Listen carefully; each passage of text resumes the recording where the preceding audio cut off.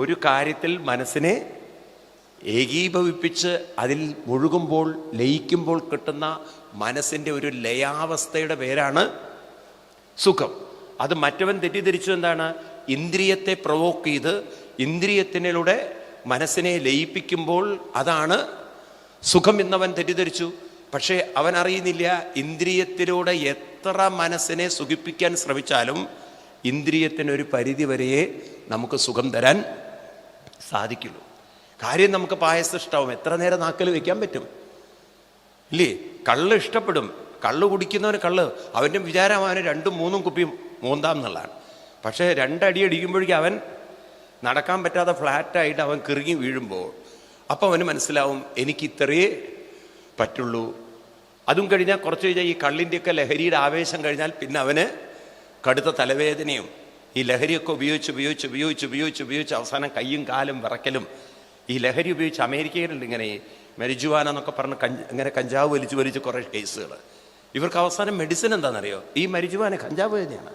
കാരണം ഇവൻ അടിച്ചടിച്ച് അവൻ്റെ ശരീരം കൺട്രോൾ ഇല്ലാതെ വരുമ്പോൾ അവന് അതിനെ ഒന്ന് ഒതുക്കാൻ ഇത് തന്നെ കൊടുക്കണം. എന്നിട്ട് മരിക്കുന്നത് വരെ ഇത് കൊടുത്തുകൊണ്ടിരിക്കുക. എന്നിട്ട് അവസാനം ഇവന് സുഖമല്ല. കാരണം പണ്ട് ഹൈ ലഹരി ഉപയോഗിച്ചവന് പിന്നെ ഗവൺമെൻറ് കൊടുക്കുക ഒന്ന് കെട്ടടക്കാൻ വേണ്ടിയിട്ട് ഇത്തിരിയാണ്. അപ്പം അവൻ അമർഷം, ദേഷ്യം, പക അവൻ തകർത്ത് തരിപ്പണാക്കാനൊക്കെ നോക്കും. അവസാനം ജീവിതം സന്തോഷമാണോ ദുഃഖമാണോ ദുരിതമാണോ? ഏത് സുഖത്തിൽ അഴിഞ്ഞാടിയിട്ടുണ്ടോ അതൊക്കെ ദുരിതത്തിലേക്കാണ് മനുഷ്യൻ എത്തിയിട്ടുള്ളത് അല്ലേ? മാരക രോഗങ്ങൾ, അമിതമായ ലൈംഗിക ആസക്തി കൊണ്ടല്ലേ എയ്ഡ്സ് പോലുള്ള രോഗങ്ങൾ വന്നത്.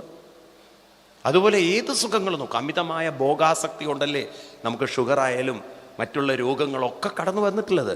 അമിതമായ സുഖാസക്തി കൊണ്ടല്ലേ ഈ കൊറോണ കയറി പിടിച്ചിരിക്കുന്നത്. എവിടെയാണ് മനുഷ്യൻ സുഖത്തിലും സന്തോഷത്തിലിരുന്നത്?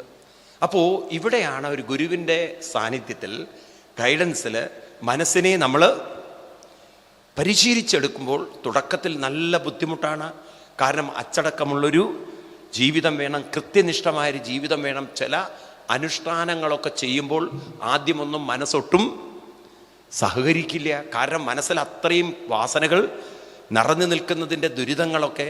എന്നാൽ ഈ കടമ്പകളൊക്കെ കടന്ന് കയറുമ്പോൾ ക്രമേണ മനസ്സ് സെറ്റിൽ ഡൗൺ ചെയ്യുമ്പോൾ ആ മനസ്സിനെ ഏകാഗ്രമാക്കാനും ഏതെങ്കിലും ഒരു മന്ത്രത്തിലൂടെ ലയിപ്പിച്ചെടുക്കാനും സാധിക്കുമ്പോൾ അവർക്ക് സുഖം കുറയുകയല്ല ചെയ്യുന്നത്, സുഖം കൂടി അതിൻ്റെ വ്യാപ്തിയും അതിൻ്റെ ആഴവും കൂടി അവസാനം ഒരു അറ്റമില്ലാത്ത അനന്തമായൊരു സുഖമാകുമ്പോൾ ഋഷിവര്യന്മാർ അതിന് കൊടുത്ത പേരാണ് പരം ആനന്ദം. പരം ആനന്ദം, പരം എന്ന് പറഞ്ഞാൽ അത്രയും പരമമായ അല്ലെങ്കിൽ ശ്രേഷ്ഠമായ ആഴമളക്കാൻ പറ്റാത്ത ആനന്ദം. ആ അവസ്ഥയിലേക്ക് മനുഷ്യർക്ക് എത്തിച്ചേരാൻ സാധിക്കും. അപ്പം അതിനാണ് നമുക്ക് ഒരു ഗുരുവും വേണം, നമ്മൾ പ്രാക്ടീസും വേണം. ഇങ്ങനെ മനുഷ്യ മനസ്സിനെ പരിശീലിപ്പിച്ചെടുത്താൽ ഏത് ദുരിത ദുഃഖങ്ങളെയും അവർക്ക് മറികടക്കാൻ സാധിക്കും എന്ന് മാത്രമല്ല, അവനവൻ്റെ സുഖത്തിൻ്റെ വ്യാപ്തി കൂട്ടാൻ സാധിക്കുന്ന മാർഗത്തിൻ്റെ പേരാണ്, ആ മാർഗത്തിൻ്റെ പേരാണ് ശ്രേയോമാർഗം. അപ്പം ഈ ശ്രേയോമാർഗത്തിലേക്കാണ് ഋഷിവര്യന്മാർ നമ്മളെ ഓരോരുത്തരെയും കൈപിടിച്ച് നയിക്കുന്നത്.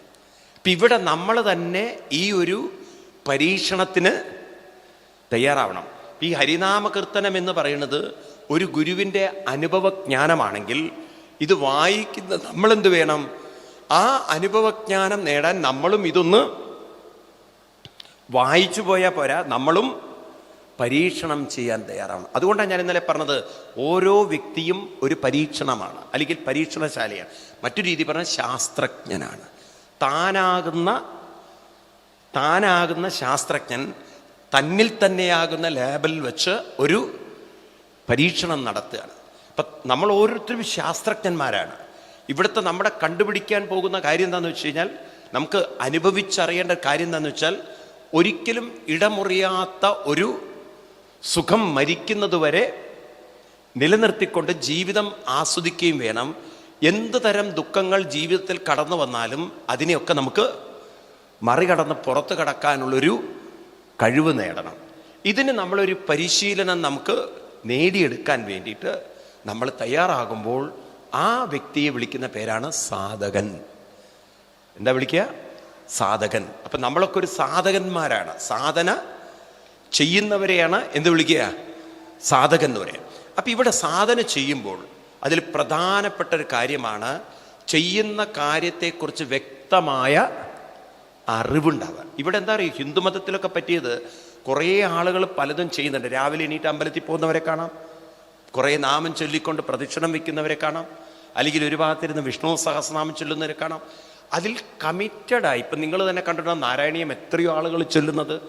അതൊരു ചടങ്ങായിട്ട് വഴിപാട് ചെയ്ത് ഒരു ശബ്ദകോലാഹലം ഉണ്ടാക്കി കുറേ മണിയടിച്ച് പൂക്കളും ഇട്ട് ഒരു വിഗ്രഹത്തിൻ്റെ മുന്നിൽ കുറേ മാലയിട്ട് അതിന് മുന്നിൽ പായസവും ഒക്കെ നേദിച്ച് കുറേയൊക്കെ പലഹാരമൊക്കെ വെച്ച് ഇത് വെറും ചടങ്ങായി ചെയ്യുന്നവരില്ല എന്നാണ് പറഞ്ഞിരിക്കുന്നത്. ഇഷ്ടംമാതിരി ആളുകളെ കാണും. അവർക്കും നാരായണീയത്തിനും തമ്മിൽ ശബ്ദജാലം മഹാരണ്യം എന്നല്ലാതെ ഉള്ളിൽ അത് തട്ടിയിട്ടുള്ള ആളുകൾ വളരെ കുറവാണ്. അതെങ്ങനെ മനസ്സിലായെന്ന് വെച്ച് കഴിഞ്ഞാൽ ഇതൊക്കെ കൊണ്ടു നടക്കുമ്പോഴും എന്തെങ്കിലും ദുഃഖ ദുരിതം വന്നാൽ അവർ സാധാരണക്കാരനെ പോലെ ഇരുന്ന് കരയുന്നു. അപ്പം അതിനർത്ഥം മാനസികമായ ഒരു മാറ്റവും ഉണ്ടായിട്ടില്ല. അപ്പം ഇതൊന്നും ചടങ്ങ് പോലെ കേവലം ചെയ്തു പോയത് കൊണ്ട് കാര്യമില്ല. അപ്പം അതിലെന്താ പറ്റിയെന്ന് വെച്ച് കഴിഞ്ഞാൽ ജ്ഞാനമില്ലാത്ത ഭക്തിയായിപ്പോയി, ചടങ്ങ് ഭക്തിയായിപ്പോയി, അനുഷ്ഠാനം മാത്രമായിപ്പോയി. അനുഷ്ഠാനം എപ്പോഴും അറിവിൻ്റെ അടിസ്ഥാനത്തിൽ വേണം. അതാണ് ഭാരതത്തിലെ ഋഷിവര്യന്മാർ പറയുന്ന ഒരു കാര്യം. നിങ്ങൾക്ക് ഭക്തി വേണോ, ശരിക്കുള്ള ഭക്തി വേണോ? ജ്ഞാനഭക്തി വേണം. ജ്ഞാനഭക്തി, ആ ജ്ഞാനത്തിനാണ് മുഖ്യം. അതുകൊണ്ടാണ് ഗുരു ഉണ്ടെങ്കിലേ ജ്ഞാനമുള്ളൂ. ഗുരു എന്ന് പറഞ്ഞാൽ നമ്മളൊരു വ്യക്തി എന്നുള്ള അർത്ഥത്തിൽ എടുക്കണ്ട. ഈവൻ നല്ല ഗ്രന്ഥങ്ങൾ വായിച്ചാൽ പോലും നമുക്ക് ജ്ഞാനമുണ്ടെങ്കിൽ ആ ജ്ഞാനത്തിൽ ഊന്നിക്കൊണ്ടുള്ള ഭക്തി കൊണ്ട് മാത്രമേ നമുക്ക് പരിവർത്തനങ്ങൾ ഉണ്ടാവുള്ളൂ. സത്യത്തിൽ ഇന്ന് ഭൂരിപക്ഷം ആളുകൾക്കും എന്തില്ല? ജ്ഞാനമില്ല. അന്ധമായി ആരോ അവിടുന്ന് നാരായണീയം പഠിപ്പിച്ചു, ഞാനും ചൊല്ലുന്നു. മനസ്സിലായില്ലേ? ഇപ്പം ഈ എന്താ പറയുക, എല്ലാവരും ലോക്ക്ഡൗൺ കാലമാണല്ലോ. ഈ ലോക്ക്ഡൗൺ കാലത്ത് എല്ലാവരും ഓൺലൈനിൽ വരികയാണ്. ഓൺലൈനിൽ നാരായണീയം വായിച്ചിട്ട് എനിക്ക് തന്നെ ദിവസം ഒരു 15 മെസ്സേജ് കിട്ടും, സ്വാമി എൻ്റെ നാരായണീയം എങ്ങനെ ഉണ്ടെന്ന്. ഞാൻ എന്നിട്ട് ഇവിടുന്ന് മെസ്സേജ് അയക്കും, അവിടുത്തെ പായസത്തിൻ്റെ വാസന എനിക്ക് അറിയാൻ പറ്റുന്നുണ്ടെന്ന്. ഈ പായസവും വെച്ചിട്ട് ഇതൊക്കെയാണ് അവരുടെ നാരായണീയം. ഇതൊന്നും വേണ്ടെന്നല്ല, പക്ഷേ ഉള്ളിൽ തട്ടിയിട്ട് അതിൽ എത്ര പേര് നാരായണീയം ചൊല്ലുന്നു എന്നുള്ളത് ഞാൻ 1-2 പേർക്ക് വളരെ നെഗറ്റീവ് കമൻ്റ് അയച്ചു. എനിക്ക് തോന്നി ഒന്ന് നോക്കാലോ, വരും ടെസ്റ്റ് ചെയ്ത് നോക്കാലോ. ഞാൻ പറഞ്ഞു നിങ്ങളുടെ ശബ്ദ ഉച്ചാരണം ശരിയല്ല, നിങ്ങൾ ഒരുപാട് തെറ്റുവരുത്തിയിട്ടുണ്ടെന്ന്. അപ്പോൾ എല്ലാവരും പറഞ്ഞു നന്നായിന്ന്, സ്വാമി മാത്രം ഇങ്ങനെ മോശമെന്ന് പറയണു. എന്നിട്ട് എനിക്കിട്ട് കുറേ ഫയറിങ്. ഞാൻ പറഞ്ഞു ഇത് തന്നെയാണ് നിങ്ങൾ നാരായണീയം ഏറ്റിട്ടില്ല എന്ന് പറയുന്നത്. കാരണം നിങ്ങളെ ഒരാൾ ചീത്ത പറയുമ്പോഴും നിങ്ങളെ അത് ഏൽക്കുന്നുവെങ്കിൽ നിങ്ങൾ നാരായണീയമായിട്ട് ഒരു ബന്ധവുമില്ല. കാരണം നിങ്ങൾ നാരായണീയത്തെ കാണുന്നത് വെറും ഒരു ചടങ്ങായിട്ടാണ്. ഞാൻ നിങ്ങളുടെ നാരായണീയം മോശമായി എന്ന് പറഞ്ഞതിന് കാരണം നിങ്ങൾ എത്രത്തോളം ഇത് ഉൾക്കൊണ്ടിട്ടുണ്ടെന്ന് അറിയാൻ വേണ്ടിയിട്ടാണ് ചോദിച്ചത്. അപ്പോൾ അവർക്കാകെ മാറി. ഓ എന്നാൽ പിന്നെ ഇത് ആദ്യമേ പറയായിരുന്നില്ലേ എന്ന്. ഇത് ആദ്യമേ പറഞ്ഞാൽ പിന്നെ നിങ്ങൾ എന്നോട് കള്ളത്തരം കാണിക്കും. ഇത് പറയാതെ പറഞ്ഞുകൊണ്ടാണ് നിങ്ങൾക്ക് കൊണ്ടത്. അപ്പം നമ്മളെങ്ങനെ ജീവിതത്തിൽ നമുക്ക് പരിവർത്തനം വരുന്നില്ലെങ്കിൽ ആ ഭക്തി അവിടെ നിർത്തണം. കാരണം ഇനി ആ ഭക്തി കൊണ്ടുപോയിട്ട് കാര്യമൊന്നുമില്ല. കാരണം ഈ നിങ്ങൾ കയ്പ അഥവാ പാവയ്ക്കയുടെ മുകളിൽ ശിവലിംഗമാക്കി നിങ്ങൾ പാവയ്ക്ക വെച്ചിട്ട് അതിൻ്റെ മുകളിൽ അഭിഷേകം നിങ്ങൾ രുദ്രം ചൊല്ലി എത്ര പ്രാവശ്യം ചൊല്ലിയാലും, ഒരു 101 പ്രാവശ്യം രുദ്രം ചൊല്ലി പാലഭിഷേകം നടത്തിയാലും വീണ്ടും ആ പാവയ്ക്കെടുത്ത് കയ്പെടുത്ത് മുറിച്ചു കഴിഞ്ഞാൽ അത് വളരെ മധുരമായിരിക്കുന്ന തോന്നണത്. ഇന്ന് വരെ ഉണ്ടായിട്ടില്ല. അതിൻ്റെ സ്വഭാവം കയ്പ് തന്നെയാണ്. നിങ്ങൾ നല്ല ഗാന്ധാരി മുളകെടുത്തിട്ട് നിങ്ങൾ വിഷ്ണു സഹസ്രനാമം ചൊല്ലി പാലഭിഷേകം ചെയ്തു നോക്കൂ. ആ ഗാന്ധാരി മുളകിൻ്റെ സ്വഭാവത്തിന് വല്ല മാറ്റമുണ്ടോ? പറയൂ നിങ്ങൾ. ഇതുപോലെ നമ്മളും വിഷ്ണു സഹസ്രനാമം ചൊല്ലിയിട്ട് ഒരു മാറ്റവും ഇല്ലെങ്കിൽ ആ മുളകും നമ്മളും തമ്മിൽ എന്താ വ്യത്യാസം? ഇതാണ് നമുക്ക് പറ്റുന്നത്. അപ്പം അതുകൊണ്ട് എന്ത് വേണം? മാറ്റം ഉണ്ടാവണമെങ്കിൽ ജ്ഞാനമുണ്ടാവണം. അപ്പം ജ്ഞാനം എന്ന് പറയുന്നതിനാണ് ഏറ്റവും പ്രാധാന്യം, ഊന്നൽ കൊടുക്കേണ്ടത്. എന്ന് വെച്ചിട്ട് ഭക്തി വേണ്ടെന്നല്ല, ജ്ഞാനത്തിനോടൊപ്പം തന്നെ ഭക്തിയും കൊണ്ടുപോകണം, അതായത് പരിശീലനം കൊണ്ടുപോകണം. അപ്പം ഇനി ജ്ഞാനം എന്താണ്? ജ്ഞാനം എന്നത് നമ്മൾ മനസ്സിലാക്കണം, ഈ ജീവിതം എന്ന് പറയുന്നത് 2 പാരലൽ ഊർജമാണ്. ഇത് മറക്കരുത് നിങ്ങൾ. ജീവിതം എന്ന് പറയുന്നത് 2 ഊർജമാണ്. നിരീക്ഷകനായ ബോധഊർജവും നിരീക്ഷിക്കപ്പെടുന്ന പ്രപഞ്ച ഊർജവും. ഇത്രയും ഓർത്ത് വെച്ചാൽ മതി. എന്താ പറഞ്ഞത്? നിരീക്ഷകനായ ബോധ ഊർജവും. നിരീക്ഷിക്കണമെങ്കിൽ ഏത് വേണം? ബോധം വേണം. നിരീക്ഷിക്കപ്പെടണമെങ്കിൽ ചലനമുള്ളൊരു പ്രപഞ്ചം വേണം, അല്ലേ? ആ ഒരു സത്യം നമ്മളെപ്പോഴും മറക്കാതെ കൊണ്ടു നടക്കുക. ഇനി ഇത് എവിടെ മുതലാണ് തുടങ്ങേണ്ടത്? ചലനമാണ് പ്രപഞ്ചം. ചലനം ആരംഭിക്കുന്നത് എവിടെ മുതലാ? കണ്ണിൻ്റെ മുന്നിൽ മൈക്രോസ്കോപ്പിലൂടെ കാണുന്ന ഇലക്ട്രോൺ, ന്യൂട്രോൺ, പ്രോട്ടോൺ മുതലാണോ അതോ വികാരങ്ങൾ മുതലാണോ? ചലനം എവിടെ മുതലാണ് തുടങ്ങുന്നത്? പുറമേയുള്ള ഇലക്ട്രോൺ, ന്യൂട്രോൺ, പ്രോട്ടോൺ മുതലാണോ അതോ മനസ്സിൽ ചലനമുണ്ടോ? പറയൂ. ഉണ്ട്. ഇല്ല? വികാര വിചാരങ്ങൾ ചലിക്കുന്നുണ്ട്, പ്രാണൻ ചലിക്കുന്നുണ്ട്, അവയവങ്ങളൊക്കെ അത് പ്രാണപ്രവർത്തനം കൊണ്ടാണെന്ന് പറയാം. ശരീരത്തിലും ചലനങ്ങളുണ്ട്, മാറ്റങ്ങളുണ്ട്. അപ്പം നമ്മളെ സംബന്ധിച്ച് ചലനം തുടങ്ങുന്ന എവിടെ മുതലാ? ശരീരം മുതലാണോ? ശരീരത്തിന് ചലനമുണ്ടെന്നറിയുന്നത് മനസ്സുള്ളത് കൊണ്ടാണ്. ഇനി പ്രാണൻ ചലിക്കുന്നു എന്നതും നമ്മൾ അറിയുന്നുണ്ട്, അതും മനസ്സ് വേണം നമുക്കറിയണമെങ്കിൽ. ഇനി ആ മനസ്സിലും ചലനമുണ്ടെന്നറിയുന്നത് ബോധമുള്ളത് കൊണ്ടാണെങ്കിൽ നമ്മളെ സംബന്ധിച്ച് ചലനം തുടങ്ങുന്നത് ബോധം മുതലാണോ? വെഡിത്തരം വിളിച്ചു പറയരുത്. ചലനം തുടങ്ങുന്നത് എവിടുന്നാ? നിരീക്ഷകനായ ബോധം ചലിക്കുന്നുണ്ടോ? മനസ്സിലായില്ലേ? അത് ക്ലിയർ ആയിട്ട് മനസ്സിലാക്കും നിങ്ങൾ. നിങ്ങളുടെ വികാര വിചാരങ്ങൾ, ഈ വികാര വിചാരങ്ങൾ മാറുമ്പോൾ ബോധം മാറുന്നുണ്ടോ? ഇത് നമ്മൾ സൂക്ഷ്മമായിട്ട് മനസ്സിലാക്കുക. ഇതെങ്ങനെയാണ് മനസ്സിലാക്കുക? നിങ്ങൾക്ക് ഞാനൊരു ടെക്നിക്ക് പറഞ്ഞുതരാം. പലരും കരുതിയിരിക്കുന്നത് എന്താണ്? ചിന്ത മാറുമ്പോൾ ബോധവും മാറുന്നു എന്നുള്ളതാണ്. ഇപ്പം നിങ്ങൾ വെറുതെ ഒരു സ്വസ്ഥമായിട്ടിരുന്ന് ഒരു മന്ത്രം ജപിക്കുക. ഇപ്പോൾ ഓം വെറുതെ ജപിക്കുക. അപ്പം നിങ്ങൾക്ക് നിരീക്ഷിക്കുന്നുണ്ട്, നിങ്ങൾക്ക് ബോധമുണ്ട്. ആ മന്ത്രം വരുന്നു, പോകുന്നു, അടുത്ത മന്ത്രം ചൊല്ലുന്നു. അപ്പം ഈ മന്ത്രത്തിനൊരു ചലനമുണ്ട്. ഒരു മന്ത്രത്തിൽ നിന്നും വേറൊരു മന്ത്രത്തിലേക്ക് പോകും. അപ്പം നമ്മുടെ ബോധാവസ്ഥയെക്കുറിച്ച് നമ്മളൊന്ന് ബോധവാന്മാരോ. ബോധം മാറുന്നുണ്ടോ? മാറുന്നുണ്ടോ? ഇല്ല. ബോധത്തിന് യാതൊരു മാറ്റമില്ല. ഇനി നിങ്ങളെ അലട്ടുന്ന ഏറ്റവും ജീവിത പ്രശ്നത്തെക്കുറിച്ചൊന്ന് ചിന്തിക്കുക. ഇതിൻ്റെ ഇടയ്ക്ക് സാധാരണ നമ്മൾ ജീവിത പ്രശ്നത്തെ ചിന്തിക്കുമ്പോഴേക്കും നമ്മൾ അതിലേക്ക് മുഴുകിപ്പോവും. അപ്പം നമുക്ക് ബോധത്തെക്കുറിച്ച് യാതൊരു ബോധമുണ്ടാവില്ല. ഇവിടെ നമ്മൾ ബോധപൂർവം നമ്മളെ അലട്ടുന്ന പ്രശ്നത്തെക്കുറിച്ചൊന്ന് ചിന്തിക്കുക. എന്നെ ഒരാൾ ഹേർട്ട് ചെയ്തു, അല്ലെങ്കിൽ എനിക്കൊരു അസുഖമുണ്ട്, അല്ലെങ്കിൽ നിങ്ങളുടെ ജീവിതത്തിൽ സംബന്ധിച്ച വലിയൊരു നിങ്ങൾക്കുണ്ടായ നഷ്ടം, നിങ്ങളെ പറ്റിക്കുക അല്ലെങ്കിൽ നിങ്ങളെ വേദനിപ്പിക്കുകയോ ചെയ്തൊരു സംഭവം, അതിങ്ങനെ ആലോചിക്കുക. ഇതാലോചിച്ച് നിങ്ങൾ ആ ചിന്തയിലൂടെ കടന്നു പോകുമ്പോൾ തീർച്ചയായിട്ടും നിങ്ങൾക്ക് ആ ചിന്തയോടൊരു വല്ലാത്തൊരു അസ്വസ്ഥത സൃഷ്ടിക്കുന്ന ആകർഷണം ഉണ്ടാവും. കാരണം നിങ്ങളുടെ മനസ്സിനെ അത് അലട്ടും. നിങ്ങൾ അത് കഴിഞ്ഞ് വീണ്ടും നാമത്തിലേക്ക് വരിക. എന്നിട്ട് സ്വയം കണ്ടെത്തി, സ്വയം ഒന്ന് പരിശോധിക്കുക. ഈ അസ്വസ്ഥത നിറഞ്ഞ പ്രശ്നത്തെ ചിന്തിച്ചപ്പോൾ എൻ്റെ ബോധം അതിൻ്റെ കൂടെ പോയോ?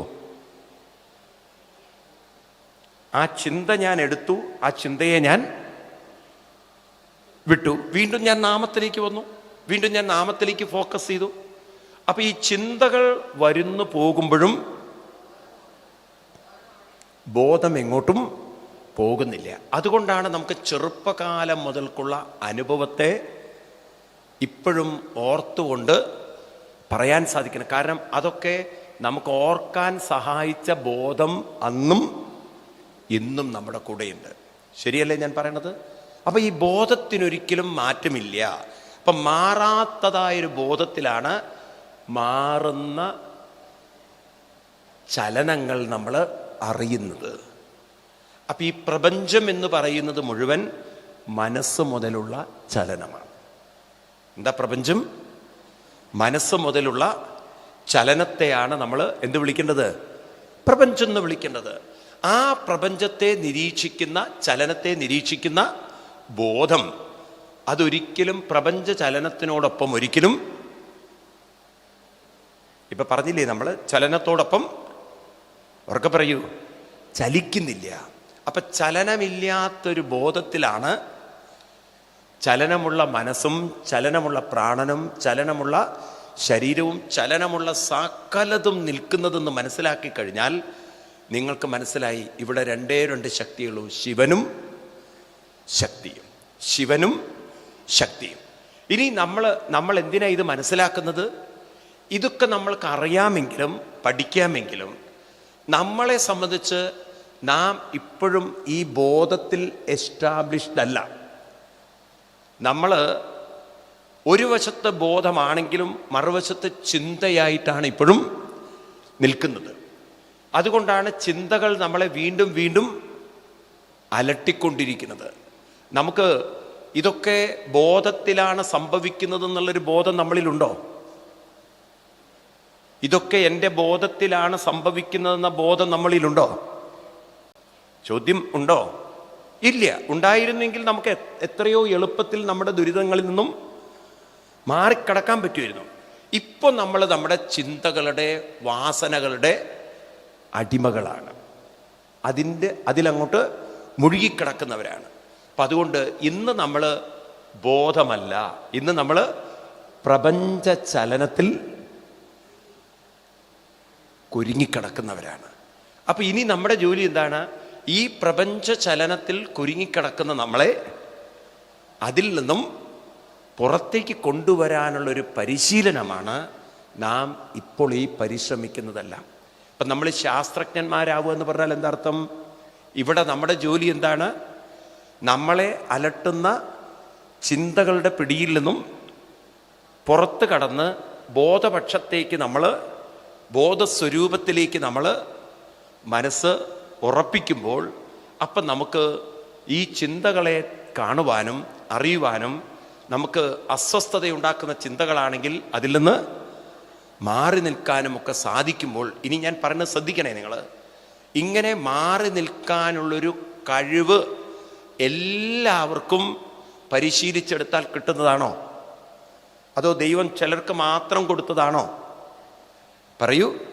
ഇതെല്ലാവർക്കും കിട്ടുന്നതാണെങ്കിൽ സകലർക്കും അവരവരുടെ ദുഃഖ ദുരിതങ്ങളിൽ നിന്നും പുറത്ത് കടക്കാനുള്ളൊരു കഴിവുണ്ടെങ്കിൽ, എന്നിട്ടും നാം ദുഃഖ ദുരിതങ്ങൾക്ക് വിഷമങ്ങൾക്ക് അടിമപ്പെടുന്നുവെങ്കിൽ നാം നമ്മളിലുള്ള ശക്തിയെ, കഴിവിനെ, അറിവിനെ വേണ്ട വിധത്തിൽ പ്രയോജനപ്പെടുത്തുന്നില്ല. ശരിയല്ലേ ഇത്?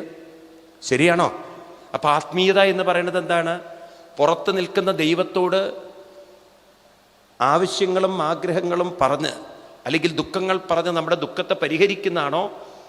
ദൈവമെന്ന ബോധശക്തിയെ വേണ്ട വിധത്തിൽ പ്രയോജനപ്പെടുത്തി അവനവൻ തന്നെ അവനവൻ്റെ ദുഃഖ ദുരിതങ്ങളിൽ നിന്നും പുറത്തു കിടക്കുന്നതാണോ ശരിയായിട്ടുള്ള ആത്മീയത?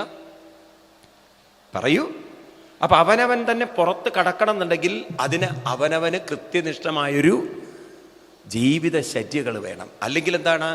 മനസ്സിന് വീണ്ടും വീണ്ടും അടിമപ്പെട്ട് മനസ്സ് പറയുന്ന പോലെ ജീവിച്ച് മനസ്സിൻ്റെ ആലസ്യത്തിലും ആസക്തിയിലും അസ്വസ്ഥതയിലും മുഴുകി ഈ ജന്മമല്ല 1000 ജന്മമെടുത്താലും ആ മനസ്സിൻ്റെ കെട്ടുപാടിൽ നിന്നും അവന് പുറത്ത് കിടക്കാൻ പറ്റില്ല. ശരിയാണോ ഞാൻ പറയുന്നത്? അപ്പം നമുക്ക് വേണമെങ്കിൽ പുറത്ത് കിടക്കാം.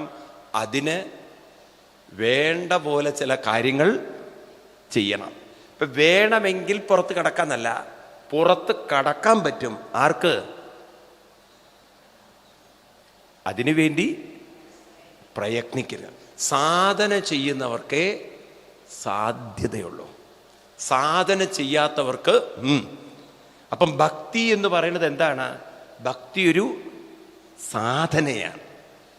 എന്താ സാധന എന്ന് പറയുന്നത്? ശ്രദ്ധിക്കൂ നിങ്ങൾ ആ വാക്ക്. സാധന എന്ന് പറയുന്നതും സാധാരണ അനുഷ്ഠാനം എന്ന് പറയുന്നതും വ്യത്യാസമുണ്ട്.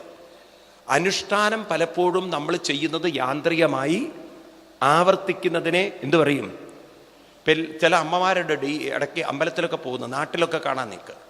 അവർ കൃത്യം 6 മണിക്ക് പോവും, ഒരു 3 പ്രദക്ഷിണം വയ്ക്കും, അപ്പുറത്തുള്ള ദേവകി മാധവിയൊക്കെ കണ്ട് കുശലങ്ങളൊക്കെ പറഞ്ഞ് നാട്ടുവർത്തമാനങ്ങളൊക്കെ പറഞ്ഞ് മക്കളുടെയും പേരക്കുട്ടികളുടെയും ഇനി കല്യാണം കഴിച്ച പാമ്പിള്ളരാണെങ്കിൽ മരുമക്കളുടെയൊക്കെ കുറ്റം പറഞ്ഞ് അവരമ്പലത്തിൽ പോയിട്ട് തിരിച്ചു വരികയും ചെയ്യും. ഇതൊരു ചടങ്ങായി മാറിക്കഴിഞ്ഞാൽ അവർക്ക് പിന്നീട് ആ അമ്പലത്തിൽ പോയില്ലെങ്കിൽ ഒരു സുഖമില്ല. അവരങ്ങനെ അതിൻ്റെ ഒരു എന്തായി മാറി, അഡിക്റ്റഡായി മാറി. എന്നാൽ ഇതൊരു സാധനയായിട്ട് കൊണ്ടു നടക്കുന്നവർക്കുണ്ടല്ലോ, ഇനിയിപ്പോൾ ഒരു അമ്പലത്തിൽ പോകാൻ പറ്റിയില്ലെങ്കിലും, ഇനി അമ്പലത്തിൽ പോയാലും അവർ പോകുന്നതൊക്കെ അവരെ തന്നെ പരിശീലിപ്പിക്കാനാണ്.